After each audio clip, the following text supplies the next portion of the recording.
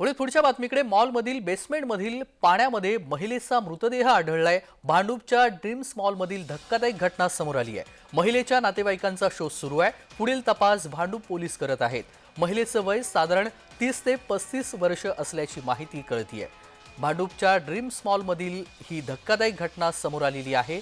मॉलमध्ये महिलेचा मृतदेह आढळलेला आहे। मॉलमधील ही धक्कादायक घटना पाण्यामध्ये महिलेचा मृतदेह आढळलेला आहे। मॉलमधील बेसमेंटमधील पाण्यामध्ये महिलेचा मृतदेह आढळलाय।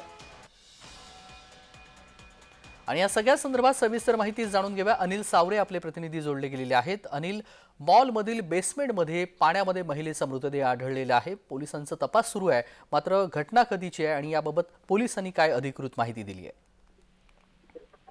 खरं तर त्याची पाहतो झालं तर भांडूपमधील एक धक्कादायक प्रकार आता समोर येत आहे। म्हणजेच की भांडूपमधील ड्रीम्स मॉलच्या बेसमेंटमध्ये पाण्यामध्ये एका महिलेचा मृतदेह आढळलेला आहे। आपण पाहू शकतो या महिलेचं वय साधारण 30 ते 35 वर्ष आता पोलिसांकडून माहिती समोर येते। महिलेला मुलुंडमधील जनरल हॉस्पिटलमध्ये नेले असता डॉक्टरांनी तिला मृत घोषित केलेलं आपल्याला पाहायला मिळतं। एकंदरीत पाहायचं झालं तर आता पोलीस पुढचा तपास करत असून महिलेच्या नातेवाईकांचा शोध सुरू झालेला आहे।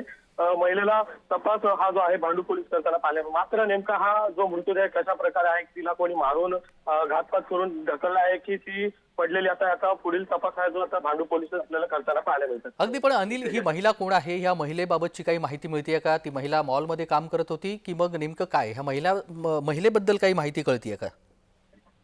अद्याप त्याच्यात पाहायचं झालं तर हा जो आहे पुढील जो पोलिसांचा तपास करताना पाहायला मिळतं। नेमकी महिला त्या मॉलमध्ये काम करत होती की नक्की काही भांडणाचा वाद कंटा वगैरे असं काही असेल किंवा कशा प्रकारे ही पडली की हिला कोणी ढकललं, असा जो आहे पुढील तपास आता पोलीस करताना पाहायला मिळतं। थोड्याच वेळात आपल्याला याची माहिती समोर येताना पाहायला मिळेल। जगदीश, अगदी धन्यवाद अनिल, आपण दिलेल्या सविस्तर माहितीसाठी। बातमी संदर्भातले अपडेट आपल्याकडून वेळोवेळी जाणून घेऊ।